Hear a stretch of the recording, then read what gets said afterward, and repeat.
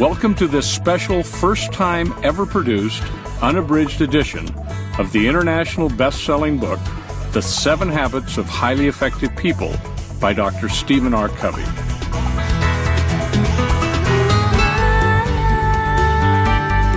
This audio edition includes a special new foreword and afterword read and interpreted by the author. It has been 15 years since Simon & Schuster originally published the first edition of the 7 Habits book. Since that time, worldwide sales of the book have exceeded 15 million copies. It has been translated into 28 languages and published in 70 countries. This New York Times #1 bestseller has also been on the bestseller lists of Business Week, USA Today, and Publishers Weekly for more than 5 years. Dr. Covey is Vice Chairman of the Board of Directors of Franklin Covey, a premier leadership development authority that aids individuals and organizations in aligning their strategies with proven principles. Here is Dr. Covey. The world has changed dramatically since the 7 Habits of Highly Effective People was first published. Life is more complex, more stressful, more demanding. We have transitioned from the industrial age into the information, knowledge worker age, with all of its profound consequences.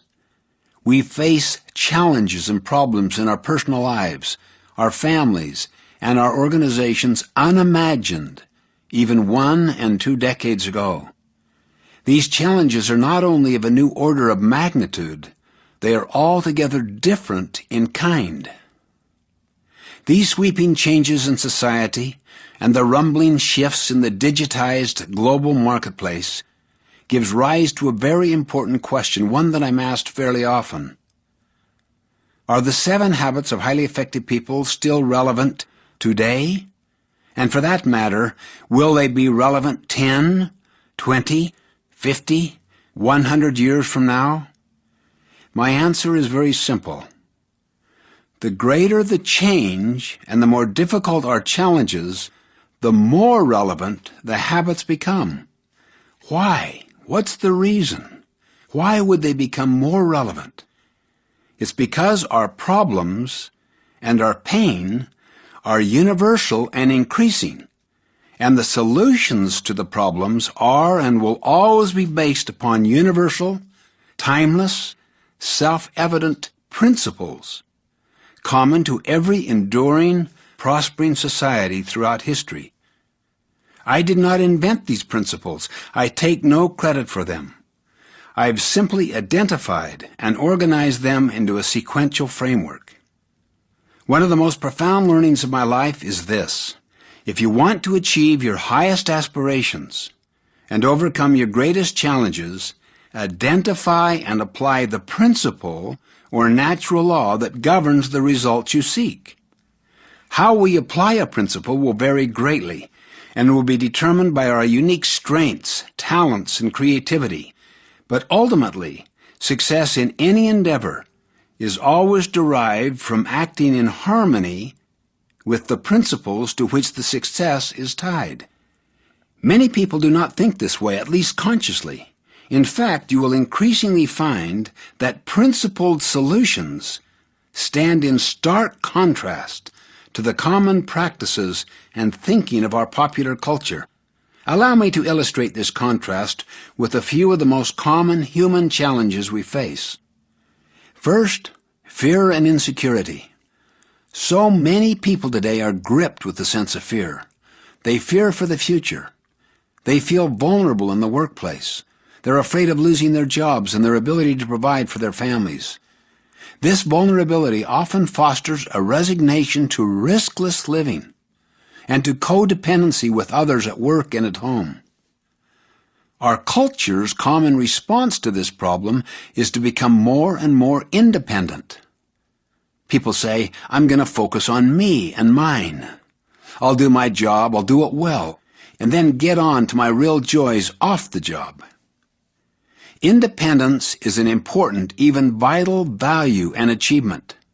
The problem is, we live in an interdependent reality, not an independent one, and our most important accomplishments require interdependency skills, well beyond our present abilities. Second, I want it now.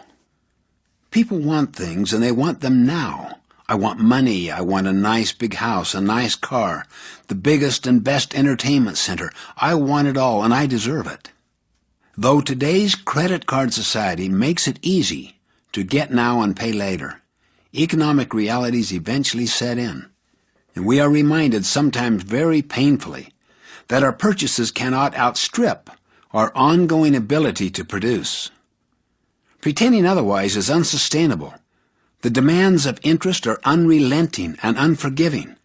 Even working hard is not enough.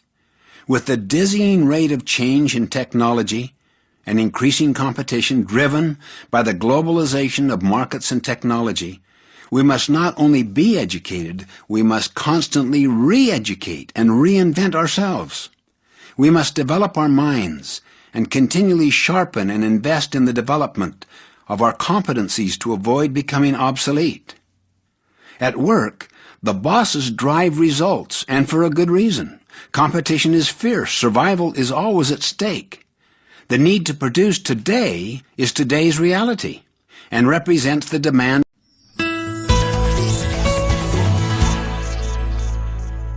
The 7 Habits of Highly Effective People. Part 1.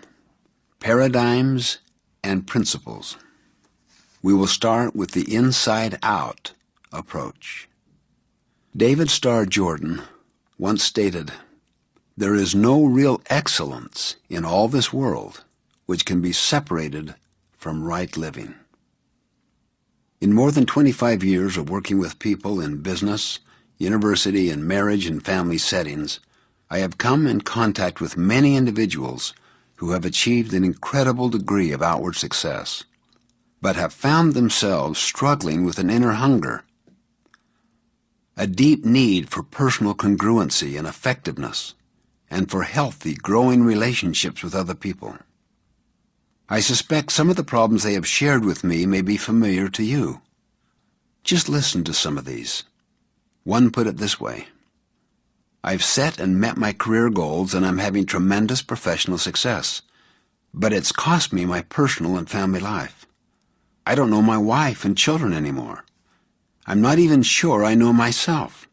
And what's really important to me, I've had to ask myself, is it really worth it? Another put it, I've started a new diet for the 5th time this year. I know I'm overweight, but I really want to change. I read all the new information, I set goals, I get myself all psyched up with a positive mental attitude. I tell myself I can do it. But I don't. After a few weeks, I fizzle. I just can't seem to keep a promise I make to myself. Another, I've taken course after course on effective management training. I expect a lot out of my employees. I work hard to be friendly toward them and to treat them right. But I don't feel any loyalty from them. I think if I were homesick for a day, they'd spend most of their time just gabbing at the water fountain. Why can't I train them to become independent and responsible, or to find employees who can be? Another, my teenage son is rebellious and on drugs. No matter what I try, he won't listen to me. What can I do? Another, there is so much to do, and there's never enough time. I feel pressured and hassled all day, every day, 7 days a week. I've attended time management seminars. I've tried 6 different planning systems. They've helped some, but I still don't feel I'm living the happy, productive, peaceful life I want to live. Another stated, I want to teach my children the value of work. But to get them to do anything, I have to supervise every move and put up with complaining every step of the way. It's so much easier to do it myself. Why can't children do their work cheerfully and without being reminded? Another. I'm busy, really busy, but sometimes I wonder if what I'm doing will make any difference in the long run. I'd really like to think that there was meaning in my life, that somehow things were different because I was here. Another. I see my friends or relatives achieve some degree of success or receive some recognition, and I smile and congratulate them enthusiastically, but you know, inside I'm eating my heart out. Why do I feel this way? Another. I have a forceful personality. I know in almost any interaction I can control the outcome. Most of the time, I can even do it by influencing others to come up with the solution I want. I think through each situation, and I really feel the ideas I come up with are usually the best for everyone. But I feel uneasy. I always wonder what other people really think of me and my ideas. And finally, another put it, my marriage has gone flat. We don't fight or anything, we just don't love each other anymore. We've gone to counseling, we've tried a number of things, but we just can't seem to rekindle the feeling we used to have. These are deep problems, painful problems, problems that quick fix approaches can't solve. In fact, a few years ago, my wife Sandra and I were struggling with this kind of problem or concern. One of our sons was having a very difficult time in school. He was doing poorly academically. He didn't even know how to follow the instructions on the tests, let alone do well on them. Socially, he was immature, often embarrassing those closest to him. Athletically, he was small, skinny, and uncoordinated. Swinging his baseball bat, for example, almost before the ball was even pitched. Others would laugh at him. Sandra and I were consumed with the desire to help him. We felt that if success were important in any area of life, it was supremely important in our role as parents. So we worked on our attitudes and behavior toward him, and we tried to work on his. We attempted to psych him up using positive mental attitude techniques. Come on, son, you can do it. We know you can. Now just put your hands a little higher on the bat, keep your eye on the ball, and then don't swing till it gets close to you. And then when he did a little better, we would go to great lengths to reinforce him. That's great, son. Keep it up. When others laughed, we reprimanded them. Leave him alone. Get off his back. He's just learning. And our son would cry and insist that he'd never be any good, and that he didn't like baseball anyway.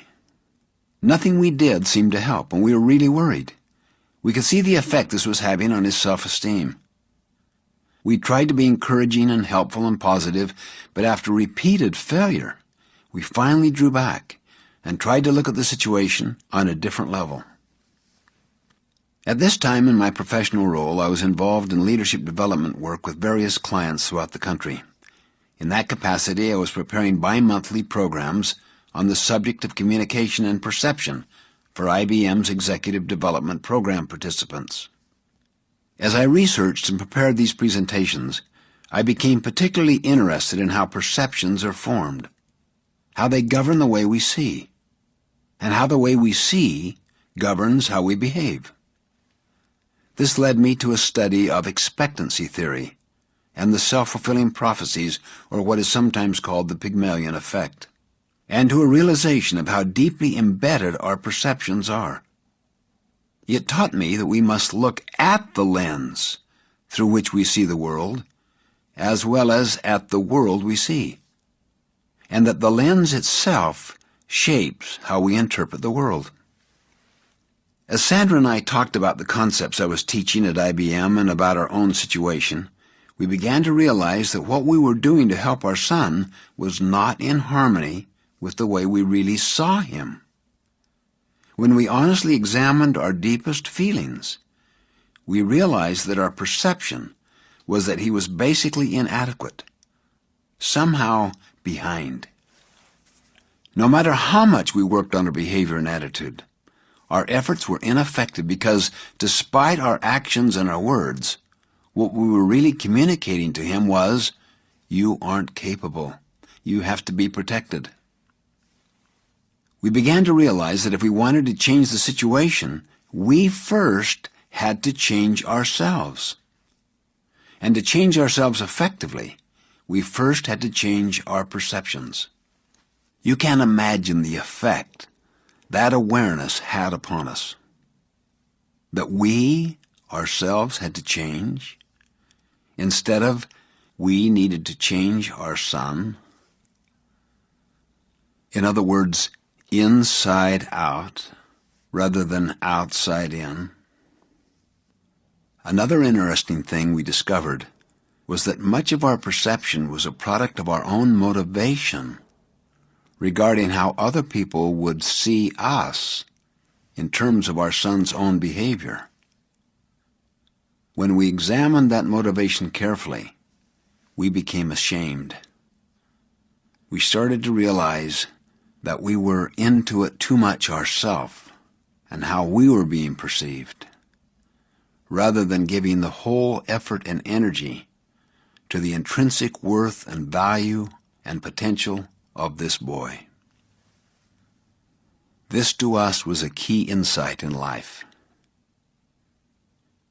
Examine your own motivations against your highest values, because they impact your perceptions, which then impact your behavior and the results that follow.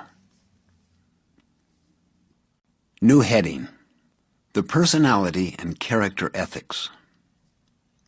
At the same time I was doing this study of perception, I was also deeply immersed in an in-depth study of the success literature published in the United States since 1776.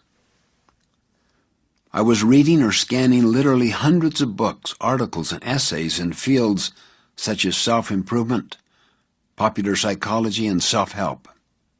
At my fingertips was the sum and substance of what a free and democratic people considered to be the keys to successful living.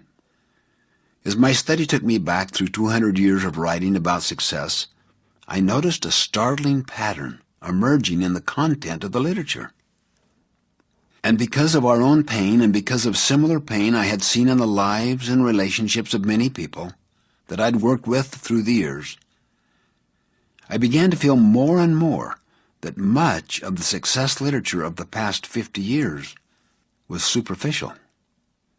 It was filled with social image consciousness, with techniques, quick fixes, image building, with social band-aids and aspirin that masked chronic problems and only addressed acute problems, and sometimes even appeared to solve them temporarily, but left these underlying chronic problems untouched to fester and resurface time and again. In stark contrast, almost all of the literature in the first 150 years or so focused on what could be called the character ethic as the foundation of success. Things like integrity, humility, fidelity, temperance, courage, justice, patience, industry, simplicity, modesty, and the golden rule. Benjamin Franklin's autobiography is representative of that literature. It is basically the story of one man's effort to integrate certain principles and habits deep within his nature. The character ethic taught that there are basic principles of effective living, and that people can only experience true success and enduring happiness as they learn and integrate these principles into their basic character. But shortly after World War I, the basic view of success shifted from the character ethic to what we might call the personality ethic. Success became more a function of personality, of public image, of attitudes and behaviors, skills and techniques that lubricate the processes of human interaction. This personality ethic essentially took two paths. One was human and public relations techniques, and the other was positive mental attitude, PMA. Some of this philosophy was expressed in inspiring and sometimes valid maxims, such as, "Your attitude determines your altitude," or "Smiling wins more friends than frowning," or "Whatever the mind of man can conceive and believe, it can achieve." Other parts of the personality approach were clearly manipulative, even deceptive, encouraging people to use techniques to get other people to like them, or to fake interest in the hobbies of others in order to get out of them what they wanted, or to use the power look, or to intimidate their way through life. Some of this literature acknowledged character as an ingredient of success, but tended to compartmentalize it, rather than recognize it as foundational and catalytic. Reference to the character ethic became mostly lip service. The basic thrust was quick-fix influence techniques, power strategies, communication skills, image-building ideas, and positive attitudes. This personality ethic, I began to realize, was the subconscious source of the solutions Sandra and I were attempting to use with our son. As I thought more deeply about the difference between the personality and character ethics, I realized that Sandra and I had been getting social mileage out of our own children's good behavior. And in our eyes, this son simply didn't measure up. Our image of ourselves and our role as good, caring parents was even deeper than our image of our son, and perhaps influenced it. There was a lot more wrapped up in the way that we were seeing our son and handling the problem than our concern for our son's real welfare. As Sandra and I continued to talk, we became increasingly and painfully aware of the powerful influence of our own character and motives, and of our perception of him. We knew that social comparison motives were out of harmony with our deeper values, and could lead to conditional love and eventually to our son's lessened sense of self-worth. So we determined to focus our efforts on us, not on our techniques, but on our deepest motives and our perception of him. Instead of trying to change him, we tried to stand apart, to separate us from him, and to sense his identity, his individuality, his separateness, and his worth. Through deep thought and the exercise of faith and prayer, we began to see our son in terms of his own uniqueness. We saw within him layers and layers of potential that would be realized at his own pace and speed. We decided to relax and get out of his way, and to let his own personality emerge. We saw our natural role as being to affirm, enjoy, and to value him. We also consciously worked on our motives, and then, independent of him, cultivated internal sources of security, so that our own feelings of worth were not dependent upon our children's so-called acceptable behavior. As we loosened up our old perception of our son and developed value-based motives, literally new feelings began to emerge. We found ourselves enjoying him instead of comparing or judging him. We stopped trying to clone him on our own image or measure him against social expectations. We stopped trying to kindly, positively manipulate him into an acceptable social mold. Because we saw him as fundamentally adequate and able to cope with life himself, we stopped protecting him against the ridicule of others. But he'd been nurtured on this protection, so he went through some withdrawal pains, which he expressed and which we accepted, but did not necessarily respond to. "We don't need to protect you," was the unspoken message. "You're fundamentally okay." As the weeks and months passed, he began to feel a quiet confidence and affirmed himself. He began to blossom at his own pace and speed. He became outstanding as measured by standard social criteria, academically, socially, athletically, at a rapid clip, far beyond the so-called natural developmental processes.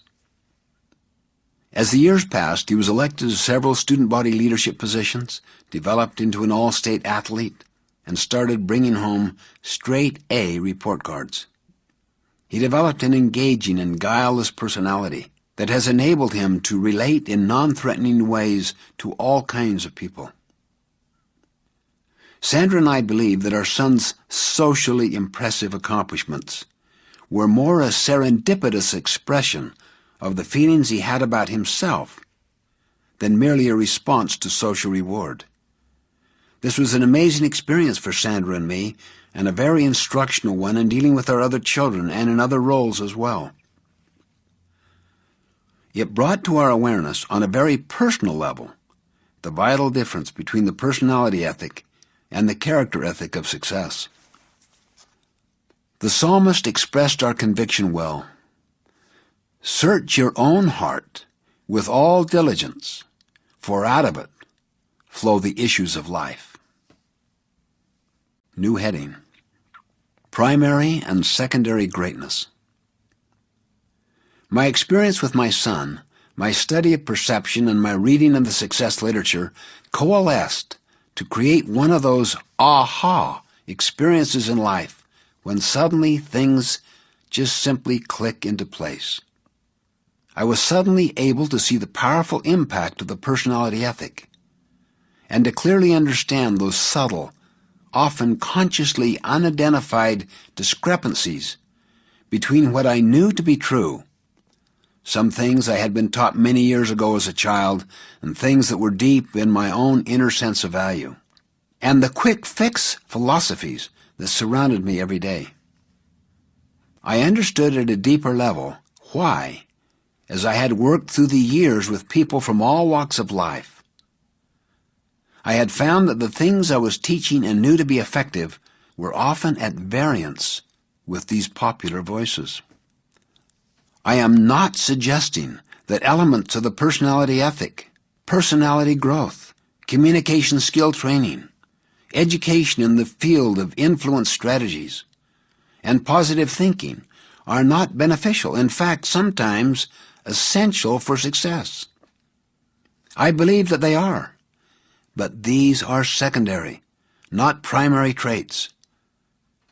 Perhaps in utilizing our human capacity to build on the foundation of generations before us, we have inadvertently become so focused on our own building that we have forgotten the foundation that holds it up. Or in reaping for so long where we have not sown, perhaps we have forgotten the need to sow. If I try to use human influence strategies and tactics of how to get other people to do what I want, to work better, to be more motivated, to like me and each other, while my character is fundamentally flawed, marked by duplicity and insincerity, then in the long run I cannot be successful. My duplicity will breed distrust, slowly, silently, imperceptibly, and then everything I do, even using so-called good human relations techniques, will in the long run be perceived as manipulative. It simply makes no difference how good the rhetoric is or how good the intentions are. If there is little or no trust, there is no foundation for permanent success. Trust is the glue of life. Only basic goodness gives life to technique. To focus on technique alone is like cramming your way through school. You sometimes get by, perhaps even get good grades. But if you don't pay the price day in and day out, you never achieve true mastery of the subject you study or develop an educated mind. Did you ever consider how ridiculous it would be to try to cram on a farm? To forget to plant in the spring, play all summer, then cram in the fall to bring in the harvest. The farm is a natural system. The price must be paid and the process followed. You always reap what you sow. There is no shortcut. This principle is also true ultimately in human behavior, in human relationships. They too are natural systems based on the law of the harvest.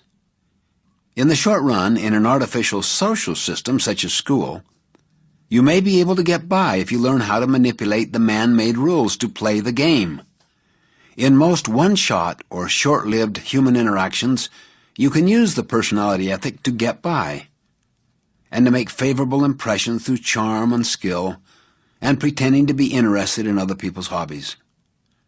You can pick up quick, easy techniques that may work in short-term situations. But secondary traits alone have no permanent worth in long-term relationships. Eventually, if there isn't deep integrity and fundamental character strength, the challenges of life will cause true motives to surface, and human relationship failure will replace short-term success. Many people with secondary greatness, that is, social recognition for their talents, or wealth, or prestige, or recognition, may lack primary greatness or goodness in their essential character. Sooner or later, you'll see this in every long-term relationship they have. Whether it is with a business associate, a spouse, a friend, or a teenage child going through what is often called the second identity crisis. It is character that communicates most eloquently. As Emerson once put it, "What you are, shout so loudly in my ears I cannot hear what you say." There are, of course, situations where people have character strength, but they lack communication skills. And that undoubtedly affects the quality of relationships as well. But I believe the effects are still secondary. In the last analysis, what we are communicates far more eloquently than anything we say or even do. We all know it. It is the silent radiation of our nature. There are people we trust absolutely because we know their character. Whether they're eloquent or not, whether they have the human relations techniques or not, we trust them and we work successfully with them. In the words of William George Jordan, quote, "Into the hands of every individual is given a marvelous power for good or evil, the silent, unconscious, unseen influence of his life.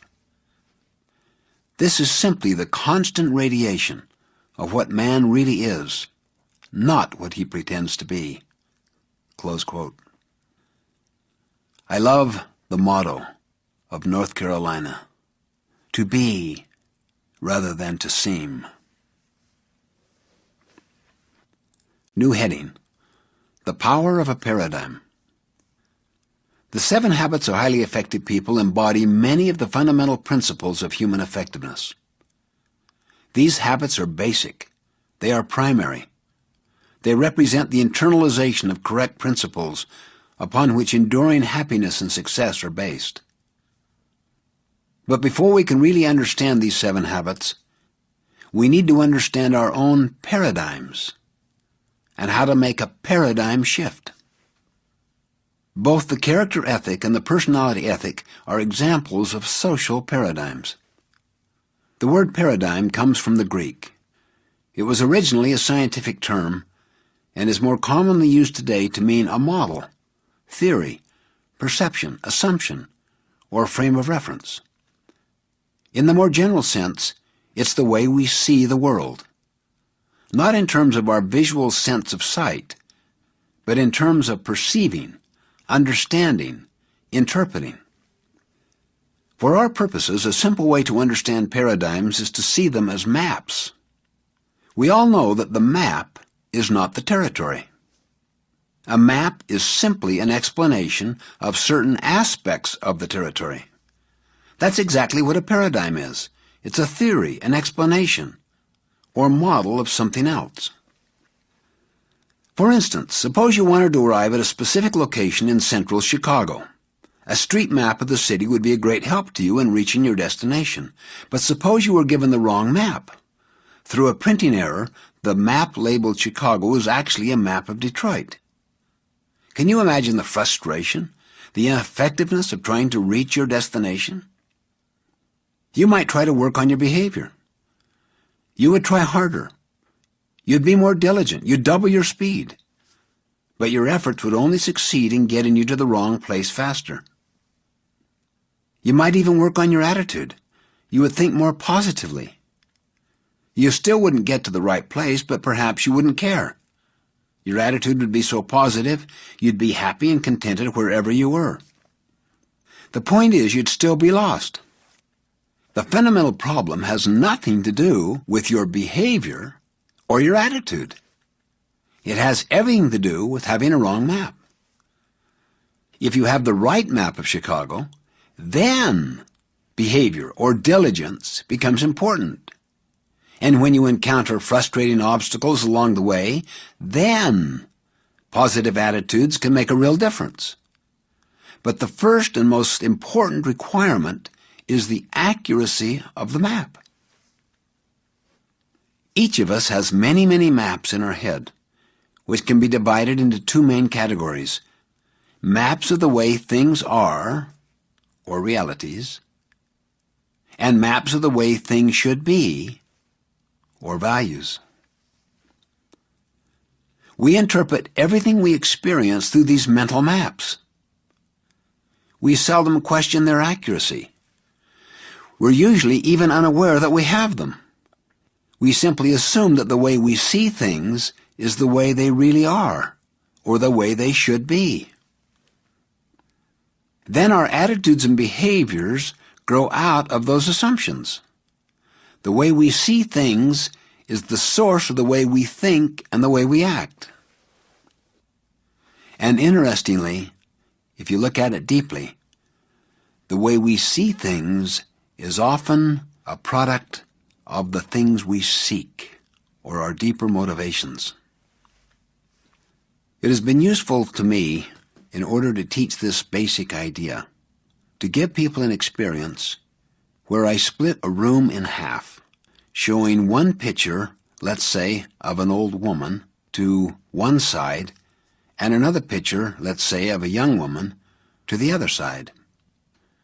They only see these pictures for 1 second. Then I show them a third picture, which is a composite of both an old woman and a young woman, to everyone, again for 1 second, and ask them what they see. With a few exceptions on both sides, they see as they were conditioned to see by the first picture, which reinforces the whole idea that we do not see the world as the world is, we see the world as we are. That is, the way we have been conditioned, and how that conditioning experience causes us to interpret the world accordingly. It would be analogous to internalizing a map. Then I have both sides communicate with each other and encourage them to communicate until they can come to see both the old woman and the young woman. It's always a fascinating experience to watch that process. Because they were aware that there was another person there they did not see, they were open, and the communication processes worked. And within a short period of time, everyone could see both. But if they were unaware that they had been conditioned, and that the other side saw something else, then the communication processes deteriorated, and people even got into name-calling and character assassination, all because of a 1 second difference. I frequently use this perception demonstration in working with people and organizations because it yields so many deep insights into both personal and interpersonal effectiveness. It shows, first of all, how powerful the conditioning in our lives affects our perceptions, our paradigms. If a second can have that kind of impact on the way we see things, what about the conditioning of a lifetime?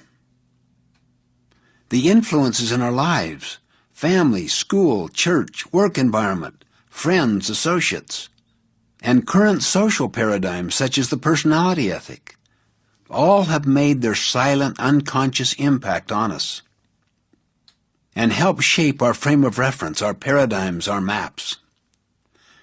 It also shows that these paradigms are the source of our attitudes and behaviors.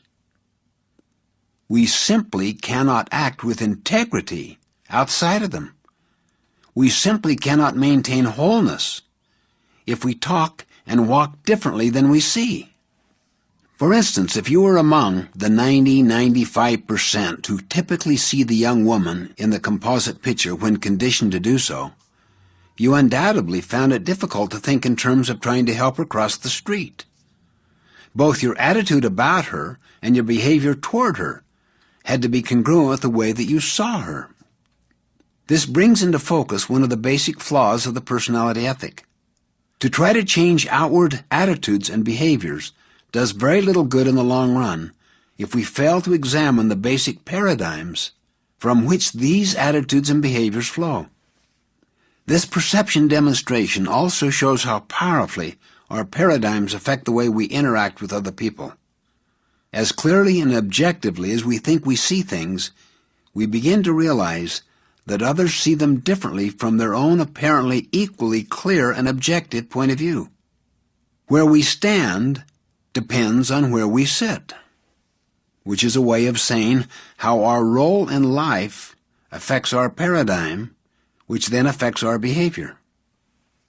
The essence, therefore, of being truly objective is to realize that we are subjective and take steps to compensate for that. The truly subjective person is the one that thinks that he or she is objective. Each of us tends to think that we see things as they are, that we are objective. But this is not the case. We see the world not as it is, but as we are, or as we are conditioned to see it. When we open our mouths to describe what we see, we in effect describe ourselves, our perceptions, our paradigms. When other people disagree with us, we immediately think something is wrong with them. But as the demonstration shows, sincere, clear-headed people see things differently, each looking through the unique lens of experience. This does not mean that there are no facts. In the demonstration, two individuals who initially have been influenced by different conditioning pictures look at the third picture together. They are now both looking at the same identical facts. Black lines, white spaces, and so forth. And they would both acknowledge these as facts, but each person's interpretation of these facts represents prior experiences, and the facts have no meaning whatsoever apart from the interpretation.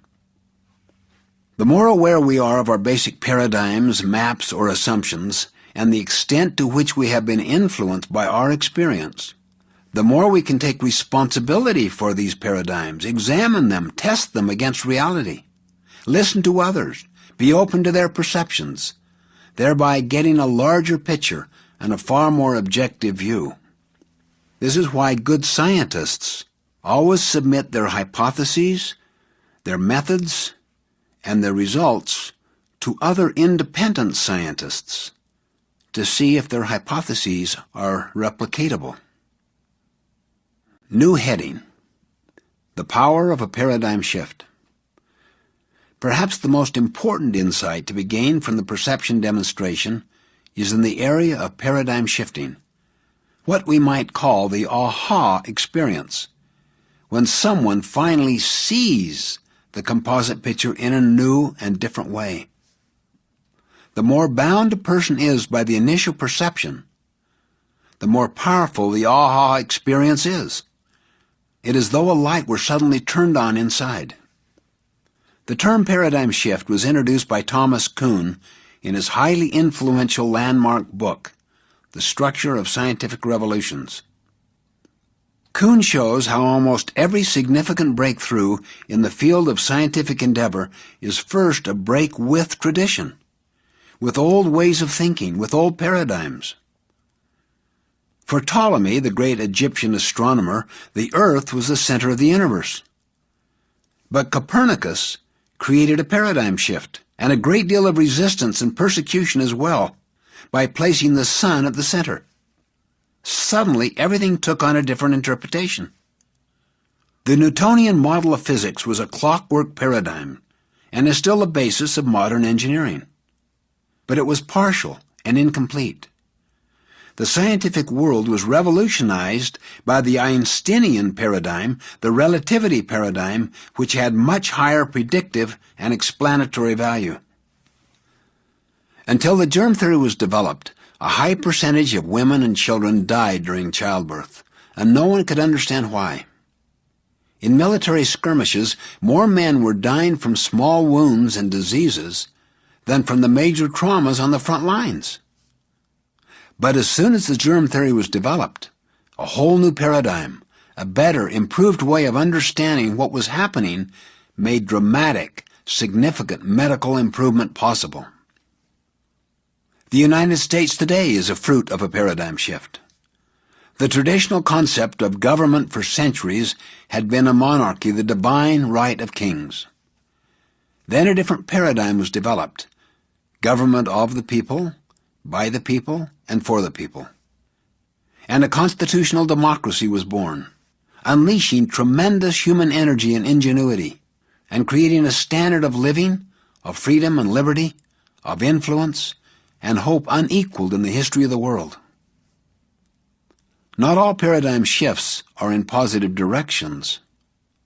As we have observed, the shift from the character ethic to the personality ethic has drawn us away from the very roots that nourish true success and happiness. But whether they shift us in positive or negative directions, whether they are instantaneous or developmental, paradigm shifts move us from one way of seeing the world to another. And those shifts create powerful change. Our paradigms, correct or incorrect, are the sources of our attitudes and behaviors, and ultimately our relationships with others.